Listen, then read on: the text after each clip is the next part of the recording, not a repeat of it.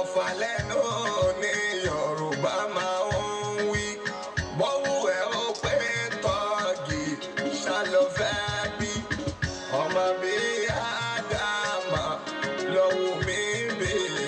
Ọmọ tó máa kókó sí lámú mi ga ni.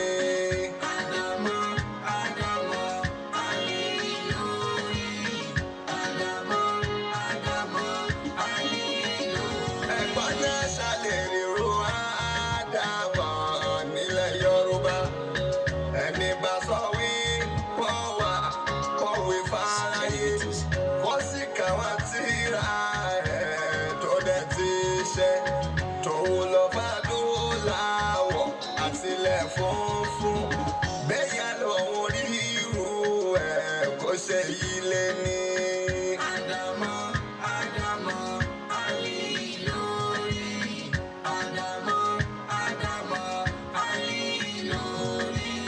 Lọ́gọ́rùn-ún ọdún sẹ́yìn kẹ́wù ṣọ̀rọ̀ kẹ́. Oníye ọdún tá ń lò nílẹ̀ kẹ́wù.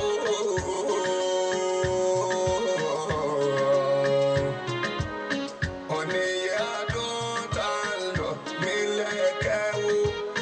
Tó sì jẹ́ bó tún níwọ̀n tán lè rí kẹ́.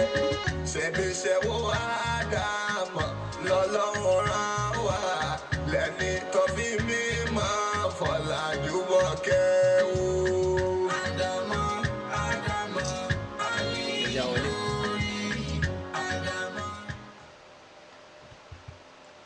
أعوذ بالله من الشيطان الرجيم بسم الله الرحمن الرحيم إن الحمد لله نحمده ونشكره ونستعينه ونتوب إليه ونعوذ به من شرور أنفسنا وسيئات أعمالنا وصلى الله على نبينا محمد وعلى آله وأصحابه أجمعين وبعد أدوكي لدو أولوم أسيطرو كيكي فوانا أبو محمد أتون فاسكو تورو غفارة àwọn ìṣòro kankan náà tí Ọlọ́run ní kó máa kojú dáwà náà yóò máa wáyé bẹ́ẹ̀ bọ̀ insha Allahu ta'ala pẹ̀lú ògùrọ̀dọ̀ Ọlọ́run bá wa fix gbogbo ẹ̀ nírọ̀rùn.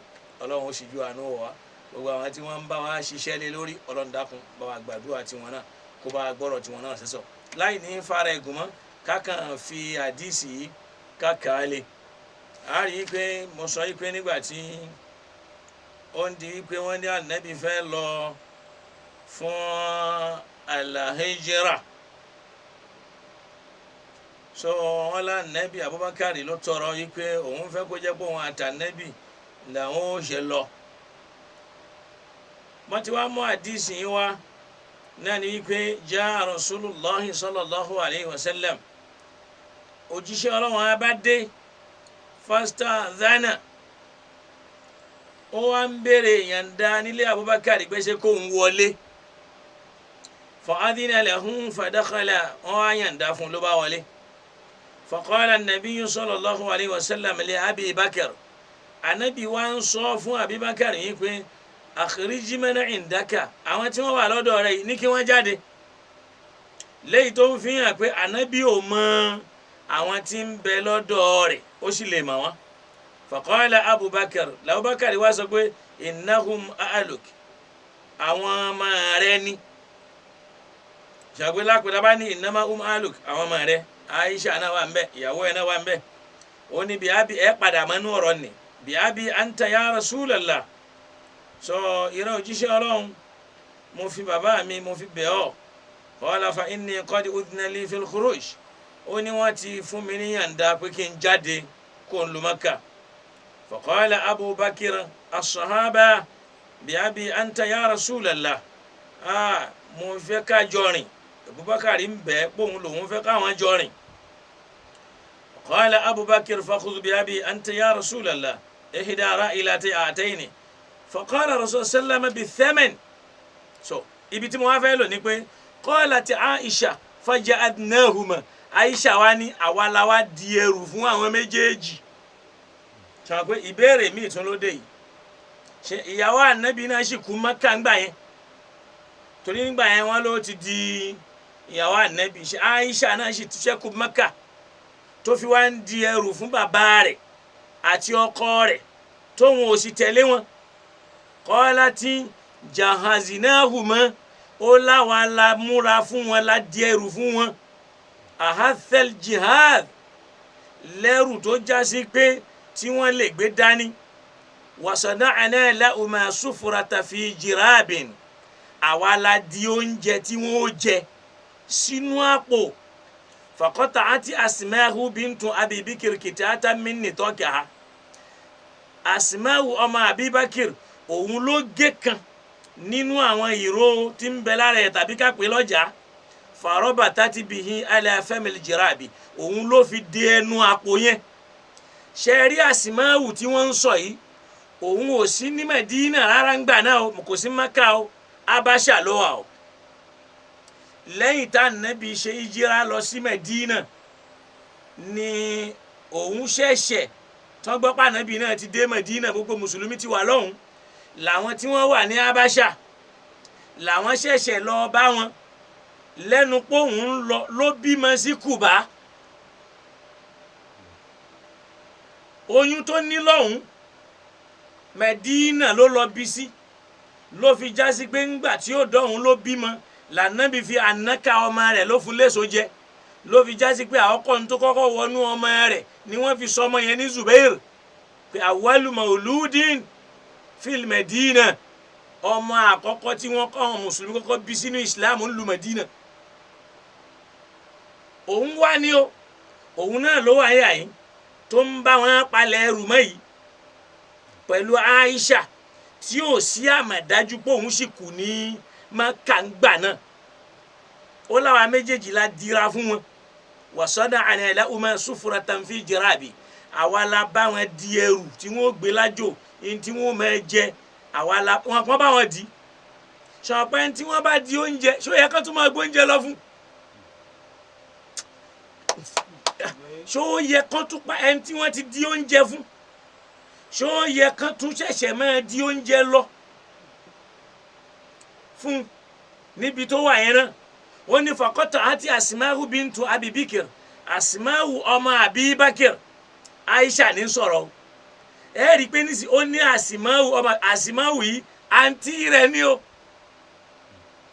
ṣọ̀pọ̀ ẹni tí ń sọ̀rọ̀ yìí yóò jọ ọmọ bàbá kan náà pé Asma'u ọmọ Abibakir òun ló gé ìkan nínú ìró díẹ̀ ó wá fi so ẹnu àpò wọ́n ní bidhalika summiyati zata nitọ́ọ̀kì ìdí tí wọ́n fi ń pè ní zatu nitọ́ọ̀kì nìyẹn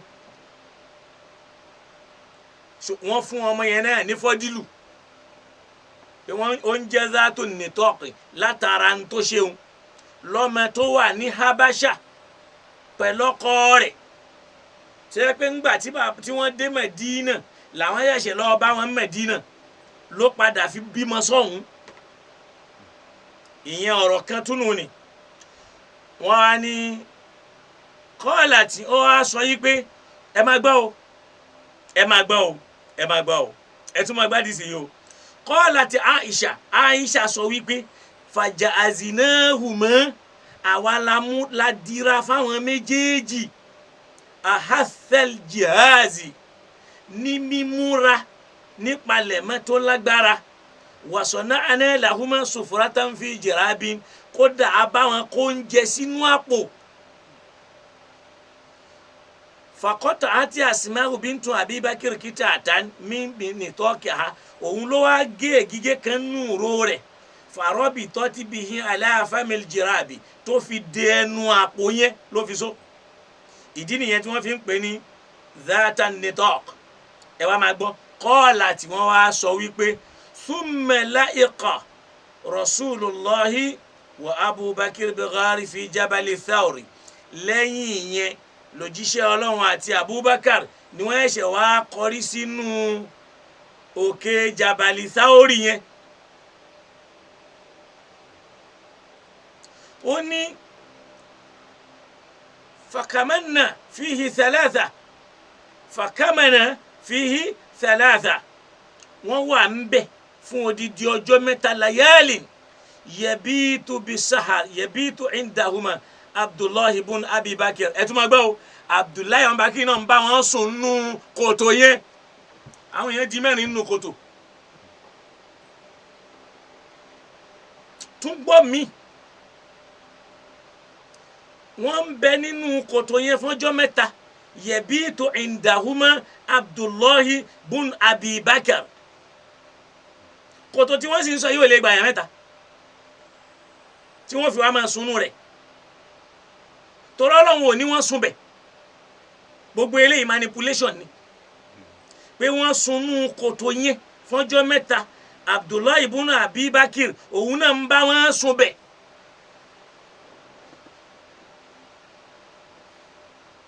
wa huwa gulamu shabun ó sì jẹ́ ọ̀dọ́mọdé kan sakifun tóun jẹ́ nìkan tó lajú aminun tó sì ṣe é fọkàn tán fayudiliju min indihima bisa'arin yóò sùn lọ́dọ̀ wọn lálẹ́ mẹ́jú fayusibihu ma'a Quraishin bi Makkah yóò padà lọ mọ́lẹ̀ sọ́dọ̀ àwọn Quraishi kàbá ìtìbí gẹ́gẹ́ bí ìgbàdíjẹ́ pọ́dọ̀ wọn ló sùn fala yasma'u amran yukutadani bihi illa wa'ahu kò ní gbọ́ pé wọ́n ń pláàni nǹkan kan against àwọn méjèèjì ṣé wọ́n ń pláàni against Abubakar ṣá Al-Qur'ani wa idh yamkuru bika alladhina kafaru wọ́n pláàni against Abubakar láwọn tí wọ́n gbé Abubakar láàyè tóun kọ́ mọ́ṣáláṣí síwájú ilé bàbá rẹ̀ nínú Bukhari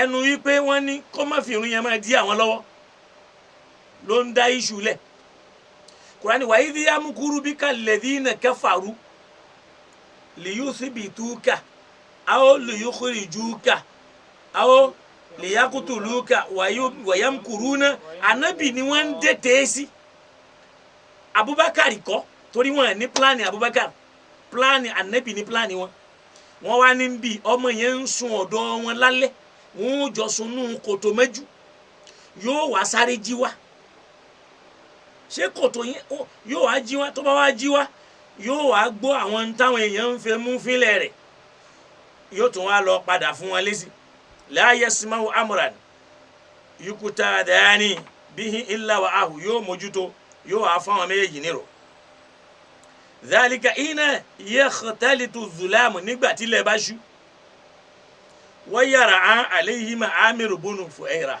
Amiru ọmọ Fuhaira òun jọmọ ọ̀dọ̀ Abubakar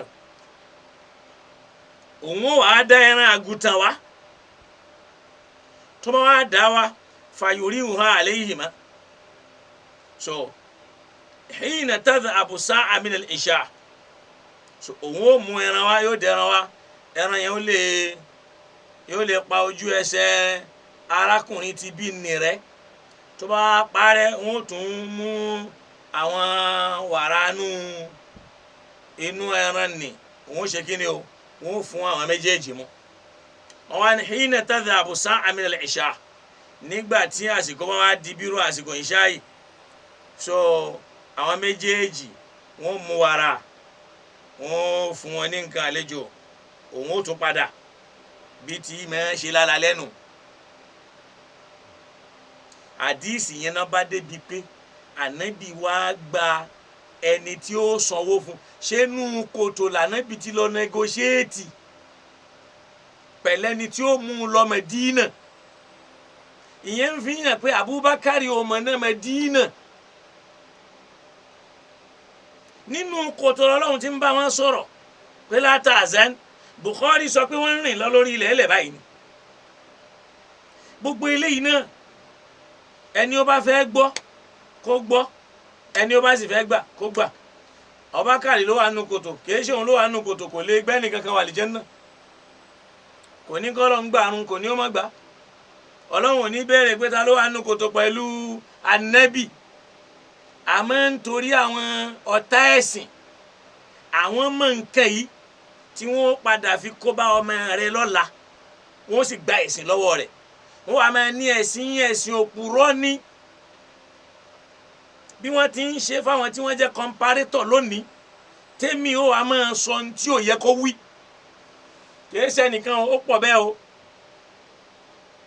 kọ́lọ́n kó síjú àánú wò wá ní o kó sì ràn wá lọ́wọ́ kó ṣe dáadáa fún wa kó sì bá wa gbọ́rọ̀ wá sẹ́sọ̀ ibi náà ládùú sí lálẹ́ yìí fẹ́dà ipá fa àgbẹ̀sìn kan ní ń pè gbà bí wọ́n gbà tán rí wa lórí ìkíní mọ́ ibi ìlàdúró sí ní alẹ́ ìkọlọ̀ kó dàkọ̀ torí pé àti ìlànfààní àti ṣí jẹ́ kí n gbé ní tí àfààfẹ́ wí náà salamu alaikum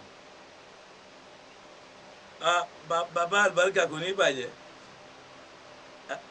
ayakumullah ayakumullah ayakumullah masha Allah masha Allah masha Allah ọlọ́run aṣàánú ẹjẹ́ ń fi yín sí spíkà tó láì ṣẹ́fẹ́ gba bọ́ọ̀lù wọlé ni kìíní yẹn lọ tẹ́ àìwà lórí program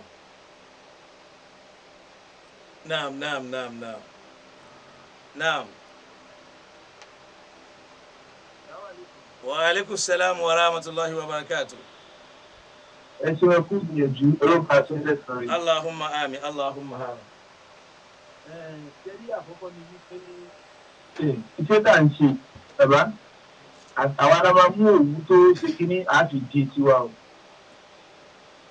nítorí wípé ohun tó jẹ́ kíkiní ẹ̀ ń kúrò gbogbo àìlájọ kọntribútù sí Buhari súnà tájọ́ pariwo tẹ́lẹ̀ gbogbo àìlájọ kọntribútù sí kó wá di ní ọ̀sán gangan káwa wá tán bàtà ní kò lọ bẹ́ẹ̀ mọ́ táwọn ọ̀pọ̀lọpọ̀ yẹn sì fi mọ ìrà síbẹ̀ so wọ́n táàgì wa lórúkọ tí ò ṣe tiwa.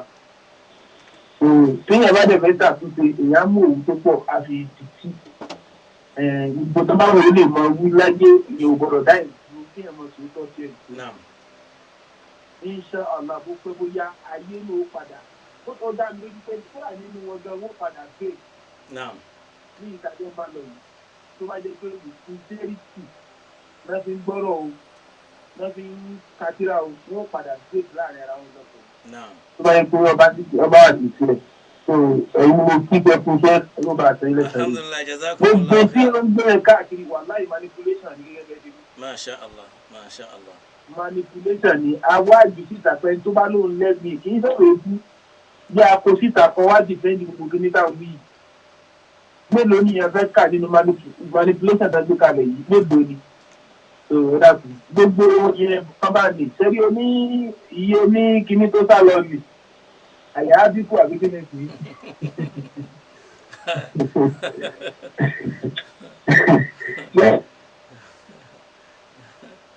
ó gbọ́n ló gbọ́n lẹ́yìn. èyí ń wá tí ó jẹ. ìyẹn tó lóun lè jókòó nìkan ó tún náà máa ṣe kíní prógráàmù ọ̀nà láti fi mọ táwọn lọ́wọ́ àwọn èèyàn ọgbọ́n lọ́tún lọ́sì nítorí tó wọ́n jẹ yìí.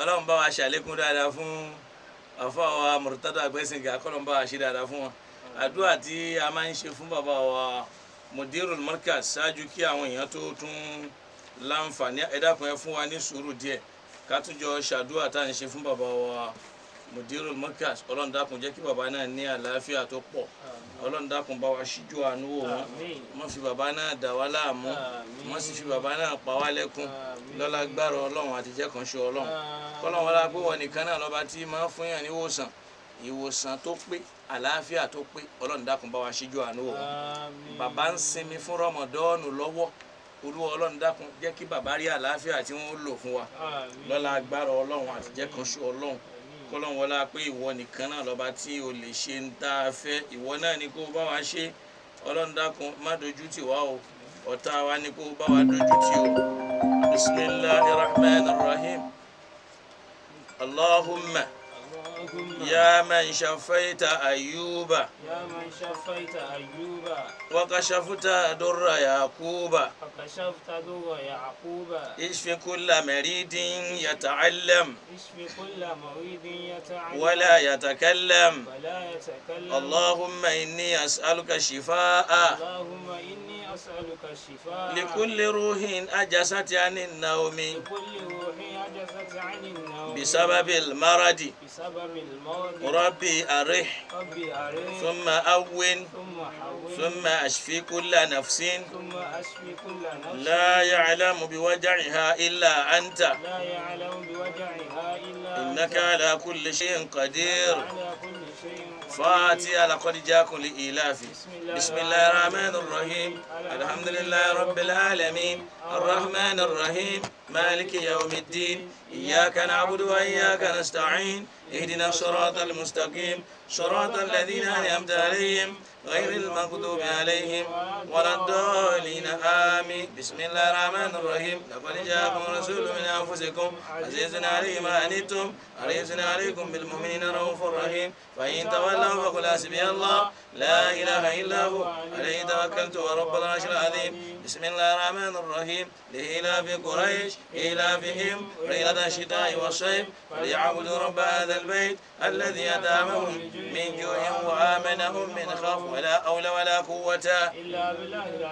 أشهد أن بابا واديك بتلو شبو ألمبا أشجو أنو بابا أقولا غادي المعروف ألمبا أشجو أنو بابا عبد الحكيم مرادي ألمبا أشيدا رافون أفا إبراهيم بادي ألمبا أشيدا رافون أفا محمد جمال الدين أبو بكر ألمبا أشجو أنو بابا وبكر تيوانجي أميرو أمان رسالة الحكي international ọlọ́mọba aṣíjú àánú wọn kó bá wa ṣe dáadáa fún wọn kárí gbogbo àwọn àfa wa tí wọ́n ń ṣe dáadáa pẹ̀lú wa ọlọ́mọba aṣíjú àánú wọn kó bá wa gbọ́rọ̀ wọn sẹ́sọ̀ lọ́la agbára rẹ àtijẹ́ kan ṣo rẹ wọlá púpọ̀ nìkan náà ló bá tó lè ṣe ọmọ ayá mi Sa'idu Kakawa ọlọ́mọba ń wà pẹ̀lú ẹ̀ bẹ́ẹ̀ ni àfa wa Ridwanullah ọlọ́mọba mi ṣíjú àánú wọn àwọn èèyàn pọ̀ bẹ́ẹ̀ bẹ́ẹ̀ àfa wa Jinadu wọ́n pọ̀ ọlọ́mọba aṣíjú àánú wọn o kó bá wa gbọ́rọ̀ wọn sẹ́sọ̀ gbogbo wọn táwa jọ wà lórí ètò lálẹ́ yìí ọlọ́mọba wa ṣe dáadáa fún wọn kó bá wa gbàdúrà wọn la ilaha illallah gbogbo ẹni tó ń retí pé ó yẹ ká ṣàdúrà fún táwa náà sì máa pàdúrà tọ́ sí ìwọ ọlọ́run ọba tí máa gbàdúrà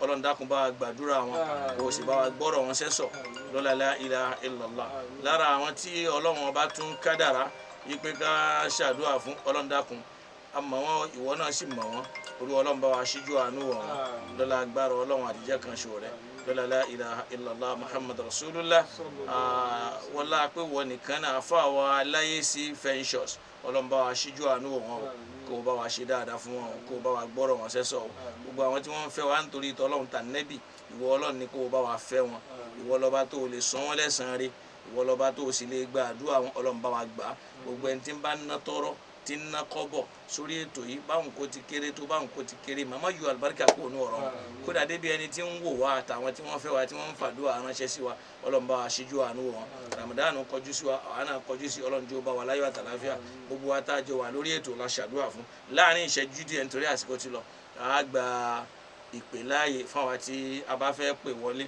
torí pé mò ń rí pé nọ́mbà tó ń pè yẹn kì í ṣe nọ́mbà tó fẹ́ pè sí orí program so kọ́lọ́run kó ṣe dáadáa fún wa so ẹni yẹn ò mọ̀ pa ń ṣe program lọ́wọ́ ni náà bismillah ádámù ẹ bá ń fi bá mi sí.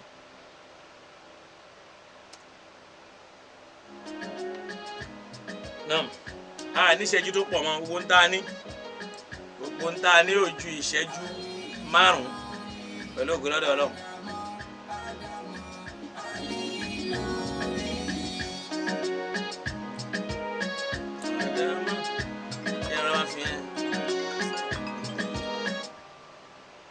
Salamu alaikum. Wa alaikum salam wa rahmatullahi wa barakatuh. Masha Allah, ta ló ń pè wá láti bọ́sà? Abdulwahab ló ń pè láti Kòròdú. Bàbá àlùbáríkà ọlọ́wọ̀n ní jó bàjẹ́. Kàlẹ́ sà. Ọlọ́run bá ṣíjú àánú wò yín sá o. Àmín Allah. Alhamdulillah. Àkó ètò. Alhamdulillah. Ọlọ́run bá wà pẹ̀lú yín. Allahumma amin. Bàbá wa kan tí mo ń ká ìbẹ̀rẹ̀ ti ṣàdúrà fún wọn náà, Ọlọ́run jẹ́ kádùrà náà gbà. Allahumma amin. Àlékún àlàáfíà Ọlọ́run bá fi tó bàbá. Àmín ya Allah. Ọlọ́run ní fi bàbá pa wá dẹ́kun. Àmín. Àmín ya Allah. Àmín ya Allah. Ẹ̀yin náà tí ẹ wá ń ṣe wàhálà lórí ẹ̀sìn náà ọlọ́dà kan kò ní bí ní ládàá rẹ̀. Àmín. Àlàáfíà tó péye ọlọ́ọ̀bà àjọjọ́ fún mi. Allahumma amin. Jẹ́ rí iṣẹ́ ẹ̀ṣọ́ lórí ètò yìí lálẹ́ yìí ó jẹ́ kí àwọn òdòdó àkójú tí ẹ̀ sì délé sọ́tún náà ẹni tí ò ní gbọ́ ò ní gbọ́ ẹni tí ò ní gbọ́ ò ní gbà. Bẹ́ẹ̀ náà ni. Kò sẹ́rí gé kan mo kàn fẹ́ pàkíyèsí tí mo kàn ń wo orí kinní lóyún ọ̀sán. mo wá gbọ́ tí àáfà rẹ̀ kọ̀ lọ́mọ yìí wọ́n yóò kọ́ rẹ̀ kò nínú ọmọ kéwú ló wá ń sọ pé ní èyí ogun tí àwọn tí ń jà láti gbọ́ pé tí kì í ṣogun ọkọ̀ tó jẹ́ ọlọ́run sì ti bá wọn ṣẹ́gun rẹ̀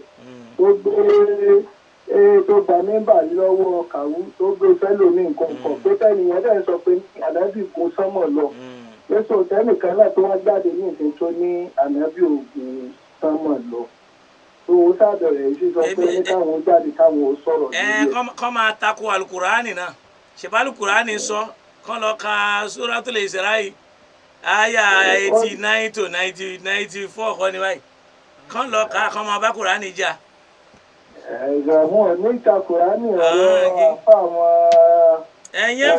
ìyẹn fi hàn wípé wọn sí lórí Islam tọ́wọ́n bá kí wá nígbàgbọ́ wọn tálùkùránì bọ́n lam yu'minu bima anzala Allahu fa ulaika humul kafirun kí wá náà ń jẹ́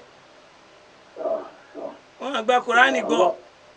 Ọlọ́run á ṣàánú fún wa. Yẹ̀húdí ni wọ́n ló ṣe dá wàhálà alẹ́ tó báyìí. Ẹ̀sìn Amẹ́ríkà ni gbogbo àwọn afọ àwọn náà tẹ́lẹ̀ Yẹ̀húdí náà ni wọ́n. Ọlọ́run ó ṣíjú àánú wọ̀ wá. Ṣèbí gbogbo contradiction náà ló wà náà sọ Buhari tó ń pariwo. Yẹ̀húdí Muslim ni wọ́n. Ọlọ́run kò ṣàánú. Ẹbí gbogbo ẹ̀ náà là ń rí yìí táwọn comparator tí wọ́n ń bi wọ́n tí wọ́n ní lè dáhùn tí wọ́n mọ̀ sọ pé ní àwọn ń lo logic answer fún wọn. Sẹ́yìn náà bẹ́ẹ̀ máa tó yẹ kẹ́ ẹ̀ pọ̀ lẹ́sìn ṣùgbọ́n torí pé ní ẹ̀fẹ́ tako Buhari. Wọ́n sì ń tako alukur'ani bàbá wọ́n dẹ̀ ń tako kur'ani. ẹ̀jẹ̀ gbé ìṣẹ̀ tó ẹ̀ wá kàn fún wọn létà láti gbé ìwọ̀rọ̀ bàbá wọn nígbàgbọ́ sí alukur'ani láti bí ìsíbẹ̀ yẹn. èyí tó ń sọ̀rọ̀ yẹn ń jó ni mo wá èyí dúdú yẹn mo ní láti ṣàìpẹ̀ ìtọ́lé mi ò kí wo prógrámù wọn ẹ láti sọ pé ká farabalẹ̀ ká gbọ́n tó ń fẹ́ sọ lórí ẹ̀. Wọ́n ní kó jẹ́ kọ́kọ́ fún wa ní ìtumọ̀ mẹ́ráàjì gangan. Kó jẹ́ kọ́kọ́ sọ ibi tó wà nínú Quran fún wa náà. Ìjọba fẹ́ gbọ́. Òun ló fi ń béèrè pé mo lọ sí ní kó máa fọwọ́ pa etí nínú Kùránì. Ẹ farabalẹ̀ jẹ́ kó gún ẹ jẹ́ kájọ máa bẹ́tò ìlọ ẹ̀gbọ́ àìgbójú kọ̀ọ̀kan. Sọ̀rọ̀ Yẹ́sà Lúnẹ́kà ló lọ́ọ̀lù olórin ló tún ṣe ìjọba Yẹ́sà Lúnẹ́kà lẹ́nu. Bàbá ọlọ́wọ́ ẹjọ́ máa ṣe sí ọ̀rọ̀ lọ. Jazakumullahu khair wọn ní tọ́pìkì. Ọlọ́ba wa pẹ̀lú. Masha Allah. Salamu alaikum. Wa alaikum salaam wa barakatuh. Láti Ìlọrin. Bẹ́ẹ̀ni, ẹ fi iṣẹ́ Ọlọ́run. Alhamdulillah, alhamdulillah. Ọlọ́run ní kí n ládàá rẹ̀. Àmín ya Allah, àmín. Ọlọ́run jẹ́ ká rí yín pẹ́. Àmín ya Allah.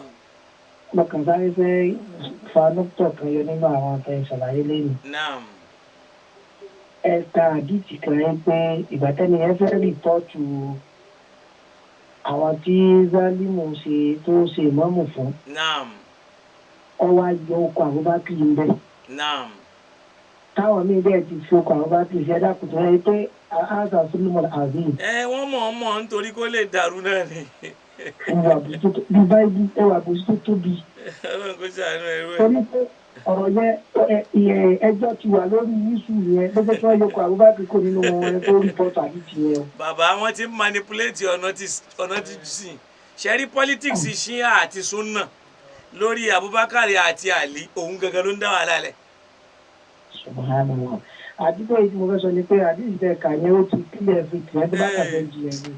Yẹ wọn pé kò rọrùn ká sọ fọmọ lẹ́yìn Jésù pé wọn kan Jésù mọ́gi kó gbà ọ́. Bẹ́ẹ̀ náà ni ò rọrùn fáwọn náà o láti gbà ọ́. Zalimu kírun fún wọn kánẹ́bì tó dé. Ẹ̀dá gbogbo owó Ọlọ́run níbo làdẹ́bì wà tí Zalimu fi ń kírun. Bóyá wà ń Kúbà. Àdẹ́bì lọ lè tọ̀ ní oṣù sáré ṣe. Bóyá ó lọ gbọ́nsẹ̀ astagfirullah tí wọ́n bá wọ́n ní wọ́n lè ṣe náà ń bú Abubakar bí ẹ bá bú Abubakar ó ti jáde kó ní Islam. So jazakumullahu khair bàbá dáadáa. Assalamu alaikum. Nàìjíríà Ọlọ́run kò ṣíjú àánú wa o wọ́n ṣòro dálẹ́bi o wallahi alazim tó Al-Qur'an náà sọ bẹ́ẹ̀ pé afala yatadabbaruna al-Qur'ana am ala qulubin aqfaluha ṣé wọ́n lè wòye sí Kùránì ni àbí wọ́n ti làákàyè wọn lọ́pọlọ ni kódà mo ń prepare ọ̀rọ̀ kan bí báyìí pé ṣọ́lọ́run bá Mùsá sọ̀rọ̀ báwọn àfáwà ṣe ń sọ gangan ní ṣá àbí wáàyí náà ni pé wa kallama Allahu Musa taklima yẹn ṣé wáàyí ni àbí ṣe lọ́lọ́run bá sọ̀rọ̀ torí ìtàn sọ pé dúdú yẹn sìn wọ́n ló ní Ọlọ́run bá nàbì náà sọ̀rọ̀ ńgbà tá nàbì dé tó dé sánmọ̀. Salamu alaikum. Ẹyí kìíní yẹn lẹ̀. Salamu alaikum. Wa alaikum salam wa rahmatullahi wa barakatuh. Ta ló ń pè wá láti bọ́ sà bàbá? Mi Imam Abdullahi Bada ló ń pè láti Port Harcourt. Ọlọ́run ní jó bàjẹ́ bàbá. Àlámà mi, ẹ kú ètò náà o. Ọ̀rọ̀ yìí ọ̀gá o. Masha Allah. Ọ̀bẹ ti bá ìsìlámù ń di pípẹ́ o. Bó ṣe rí nìyẹn bàbá. Ọ̀bẹ ti bá ìsìlámù ń di pípẹ́ pẹ̀lú àwọn ọ̀rọ̀ yìí. Nígbà tí ẹ kọ́kọ́ bẹ̀rẹ̀ ìmíràn ti iyèméjì o. Àmọ́ gbà tẹ wá kó gbogbo àwọn àdíṣe kalẹ̀. Ó dà ń gbé sọpráìsì fún mi nínú ọ̀rọ̀ wọn sànù wa. Ayakumullah. Ọlọ́run sànù ọlọ́run ọkùnrin ọlọ́run ọkùnrin rẹ̀. Allahumma amin. Ọgbọ́nkọ́lá ní Muhammad. Amin. Ọlọ́run ó sì bá ní fún ọba wa Sheikh náà Habibullah ọba ní fún ní àlàáfíà kò sí. Allahumma amin. Ọgbọ́nkọ́lá ní Muhammad ọgbọ́nkọ́lá kò sí. Amin. Bismillahi arkihi wallahi yashfihi min kulli da'in wa من عين عائن ونفس نفس وتجادل فإن تولوا فقل حسبي الله لا إله إلا هو عليه توكلت وهو رب العرش العظيم. جزاكم الله خير. Ọlọ́run ní yóò bàjẹ́ bàbá. Ẹ ṣé gan sa. Salamu alaikum. Kọ̀díjà ẹlẹ́àkù. Dandan kọ́ ni kò gbà tó pé àwọn kan wà náà tá a ti sọ sẹ́yìn bí wọ́n yẹ bẹ́ẹ̀ tata àmọ́ lábẹ́lé ọ̀pọ̀ náà ló mọ̀ gan kíní yìí tá a bá ní àwò kò lọ báyìí so ẹni tí ó ń sọ pé nìkan ṣàárẹ̀ tí wọ́n fi ṣe Islam wo ló wà lára ẹ̀ pé Ọlọ́run gba mí ń bàrí lọ́wọ́ ẹnìkan ìwọ ọmọ ń tọ́lọ́run ó gbà lọ́wọ́ ti ẹni òun yẹn astaghfirullah ṣé ọmọ ẹni tán bá bí ságbo ẹlẹ́dẹ̀ báwo ni ó ṣe hùwà pé ó mọ làákàyè ẹlẹ́dẹ̀ ni ta ló mẹ́ni tó bá yẹ ẹlòmíì sùn táwọn ẹlòmíì ó mọ hùwà bí ọmọ àlẹ́ ẹni mẹ́ni tó bá ẹ mọ̀ pé ìyá eléyìí kò réyàn wọn réyàn fẹ́ ya rẹ̀ fún bàbá rẹ̀ gan oríyàwó fẹ́ ẹ mọ̀ nínú ìṣesí so Ọlọ́run kò rí wọn pé ó máa pe ẹgbẹ́ bàbá rẹ̀ ní olórí ọ̀rọ̀ tí èyí ti mọ̀ Ọlọ́run gba mí ń bàrí lọ́wọ́ ẹnìkan táwọn ti ń bẹ Ọlọ́run kó gba mí ń bàrí lọ́dọ̀ ìwọ mọ̀ ń tọ́lọ́run gbà lọ́wọ́ tiẹ̀ ṣé Islam yín náà rèé ṣẹ́yìn ìmọ̀ Ọlọ́run ó gbọ́ ní tọ́jọ̀gbọ́n kan sọ ni tamanna àdúwì ọ̀tá mi ń lérò wípé a ní àmútu pé àfi tí ń bá kú fàyínà àmúti ń bá wá kú ńkọ́ ṣe fàtílíkà sẹ̀bílú lásìtò fi ń yá bí ọ̀hádì ṣé mi nìkan ni màá kú ni ṣe bí ìwà táwọn kèfèrí ń wù sá nàbì nìyẹn wípé ká nàbì ó kú tálùkùrá yìí ni afa ìmìta tá nàbì bá wá kú ńkọ́ afa umul khaliduna ṣẹ́yìn ó mọ̀ wà láyé gbére ni àbẹ́nìkan wá sáyé tí ò ní kú ni ṣe rí gbé Ọlọ́run kó tún làákàyè yín ṣe kó sì bá wa fi ìsìláàmù sínú ọkàn yín torí pé ìsìláàmù ò sí lọ́kàn yín torí gbóhùn tẹ́ ń ṣe òye ṣe ìsìláàmù alhamdulilayi pé mi ti ẹ̀dẹ̀ ní tọ́pìkì yín báyìí nísìn wọn ni kò jáde torí al-Mubarak la ilaha illallah ẹnjìnì àwọ̀ ògbọ́ ni wọn ni ẹ jáde ẹ má dúró wò ẹ jáde lórí irọ́ ẹ má jáde náà lẹ́yìn tí ò sí ńlẹ̀ mọ́ ẹ má jáde ẹ sì bá al-Mubarak náà lé ṣe gbogbo yín ti ń jáde bẹ́ẹ̀ ti ń jáde yẹn náà lẹ́ẹ̀rẹ́rìí kan tó jiná ẹ bá ń sọ fún Kutubi kó pàtàn Málíkù búnú sọ́ọ́sọ́ tó bá jẹ́ onímọ̀ ni nkánà aliman sadiqan bara'an ẹ sọ fún Kutubi ẹ ní kó pàtàn ẹ ti ń jẹ́ Málíkù búnú sọ́ọ́sọ́ alladhi rawa hadhihi ala qissati al-miraji min Makkah ila al-Qudus min al-Qudus ila as-sama'i sab'a ومن السماء سبع إلى الأرض أهو من الصحابة ẹ sọ fún kó pàtàn rẹ̀ kayfa wulida tó bá jẹ́ pé ó mọ̀ kéwú wa kayfa aasha báwo ló ṣe ṣẹ̀mí wa kayfa aslama báwo ló ṣe gba Islam kayfa aayasha ma'a rasulillah báwo ló ṣe bá nàbí lò tó fi wá dẹni tí ń gba àdísù ẹ̀yin náà ti yẹ ìwé sọ̀hábà wò lọ́dọ̀ yín ṣèbáwọn àsùnmáwò sọ̀hábà ń bẹ tọ̀bùkọ́tù sọ̀hábà ń bẹ orúkọ ẹni yóò sì ń bẹ báwo ni Anasi bùnú Málíkì tó gbé lọ́dọ̀ ànábì ṣe wá ń gba àdísù lọ́dọ̀ ẹni tí ò sí láyé lójú ayé ànábì tí wọ́n mọ̀ ar-rajulul majhul alladhi la yu'rafu wala ismuhu wala shay'un anhu ẹ̀dẹ̀ ń pera yín láàfà ẹ̀ tó ń ṣá ẹ bọ́ta ẹ yẹ̀yẹ́ ara yín gan torí pé báyìí máa ṣe ń bọ́ta yẹn náà làwọn míì ta ètò ń tọ́jú yẹn náà láàmà kó bọ́ta ẹ wàá mọ̀ pé manipulation pọ̀ ntẹ́ wàá máa pọ̀dọ̀ sọ ni pé ọ̀tá Islam ní ẹ̀yin sì lọ̀tá Islam torí ẹ̀yin lẹ fẹ́ bà Islam ló kọjẹ́ pẹ̀lú irọ́ mo rí kinní ohun tí ọmọ tí mi ò níran yẹn gbé kàwú mi ní o jáde o so tó wọn lò ti dárúkọ mi pálí Mubarak ìwọ pàtàn yẹn wọn ní kẹsàn túmọ̀ al-Mi'raj èyí ti bí ní tí wọn bẹ ṣe ibi ọbọlọ́run ti ní kàn fomi parí kàn fomi pátí nínú Kùránì ẹwà wọn àfa alhamdulillah ẹnjìníà a máa fẹ́ lè ṣe lọ akí gbogbo ẹ̀yin ọmọ ìyá wa o ọlọ́mọba aṣíjú àánú wòyìn fáwọn ọlálẹ́kan akíndé ọlọ́run níjó bàjẹ́ Oyèbọ́lá Abdulaziz bá a gbàdúrà yín Adébísí jéyì ọlọ́run ṣe dáadáa fún yín Wàsíù Saad ọlọ́run níjó bàjẹ́ olóòótọ́ ayélabọ́lá ọlọ́run dákun ọlọ́run ní fi yín lẹ̀ o Muhammad Abdulkadir ọláwùnmí àdúrà yín ó máa gbà Imam Abdulfatah Zakariya àwọn èèyàn dáadáa ọlọ́mọba aṣíjú àánú wòyìn lọ́la la ilaha illallah Alhaji Ọ̀túnba Ọlásùnkànmí ọlọ́run ò ní fi yín lẹ́ngbà kankan Alátúnjí Ahmed ọlọ́mọba aṣíjú àánú wòyìn o nọ́mbà tó kọ́ọ̀lù wà lórí kínní ẹnìkan béèrè nọ́mbà tó kọ́ọ̀lù nọ́mbà mbẹ́mbẹ́ gbogbo gbà náà òun náà ẹ̀ mọ̀ rí nọ́mbà yẹn náà tí ó mọ̀ stroll lọ́mbẹ̀ so Yusuf Adébọ̀wálé Nurudeen ọlọ́mọba agbọ́rọ̀ yín sẹ́sọ̀ Adémọ́lá àfin àkàngbé ọlọ́run níjó bàjẹ́ fún yín Abdulkadir Murtala báwa aṣíjú àánú wòyìn Jimoh Babalọ́lá Ọlálẹ́kan ọlọ́run ní fi yín lẹ̀ Sheikh Salahuddin Muhammad Jami ọlọ́mọba agbọ́rọ̀ yín sẹ́sọ̀ lọ́la la ilaha illallah Sheikh Abdulaziz Quwwatillah agbára ọlọ́run ní fi yín lẹ̀ ńgbà kankan Muslimat Balógun ọlọ́run ní jó dàrú mọ́ yín lọ́wọ́ Àyìnà Adésànyà ọlọ́mọba agbọ́rọ̀ tiẹ̀ náà sẹ́sọ̀ lọ́la la ilaha illallah Balógun Ahmed ọlọ́mọba aṣíjú àánú wòyìn àfàwà Thani Yomaiti ọlọ́mọba mi ṣíjú àánú wòyìn o kó bá gbọ́rọ̀ yín sẹ́sọ̀ lọ́la la ilaha illallah Muhammad Rasulullah sallallahu alayhi wa sallama wala hawla wala quwwata illa billah afawa madrasat Allahul Wahid ọlọ́mọba aṣíjú àánú wòyìn o Saburu Abiola Wahabu Oyèbánde ọlọ́run ní fi yín lẹ́ ńgbà kankan bí akila ilaha illallah ibi tọ́lọ́ ní kí n rí tí nẹ́tíwọ̀kì yẹn fún mi láàyè àti rí kíní ìdẹ́ni gbogbo àwa tó kù tí mi ò rántí dákọ̀ wa ká má bínú ọlọ́run ti mọ̀ wá ó mọ̀ lé wa ó mọ̀ ná wa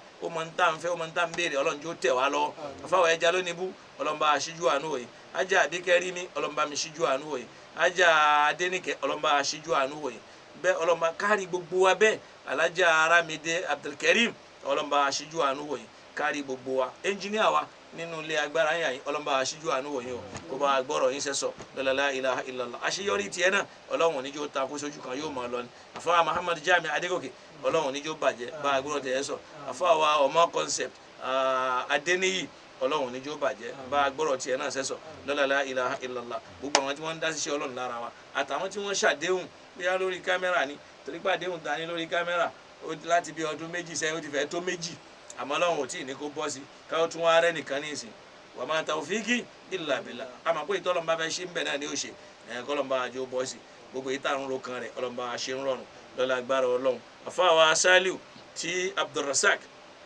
ọlọ́mọba aṣáájú àánú wòye o wọn láàrin Abu Aliya ọlọ́run níjó bàjẹ́ warfa'nahu makana Aliya gbogbo àwọn tá a máa ń ṣàdúrà fún gbogbo yín lọ́wọ́ bá rí o àwọn tó ń wáyàwó bá fún yín wọn yẹ wọ àlùbáríkà àwọn tí ń wọ́kọ̀ fún wọn lọ́kọ̀ àlùbáríkà àwọn tí wọ́n ń wáṣẹ́ fún wọn níṣẹ́ àlùbáríkà àwọn tá a ti rí ọlọ́run gbà kúrò lọ́wọ́ wa o tá a bá fẹ́ ga ọlọ́run gbé wa ga má jò ó nìnira tá a bá fẹ́ lọ́la ń já lọ́la má jò ó mú wàhálà dání ọlá tí ò ní mú nira dání bẹ́ẹ̀ ni kọ́lọ́run ṣe fún wa ìlú Ẹ̀pẹ́ ọlọ́run dákun má jò ó dàrú gbogbo ìlú tí ń bẹ lẹ́kọ̀ọ́ ọlọ́run má jò ó dàrú ilẹ̀ Nàìjíríà ọlọ́run bá pẹ̀tù sí kó bá wa fàlàáfíà sí gbogbo àwọn tí wọ́n ń ṣe wàhálà ńlú òyìnbó ọlọ́run dákun bá wa kẹ́ wọn àti jẹ́ àti mọ́jọ́ ó nira fún wọn àyító ló gbé wọn lọ mọ́jọ́ wọn bá kò tó bọ̀ lọ́la agbára ọlọ́run àtijọ́ kan ṣòro al-Fatiha bisimilahi rahman rahim alhamdulilayi rabbil alamin arrahman rahim maliki yawmiddin iyyaka na'budu wa iyyaka nasta'in ihdina as-sirata al-mustaqim sirata alladhina an'amta alayhim ghayril maghdubi alayhim waladdallin àmín àfọwọ́ àṣàlàkọ́ muktaru jù wọn aṣàdúrà fẹ́yìn náà o ọ̀làdélé adébáyé àfọwọ́ adéjàre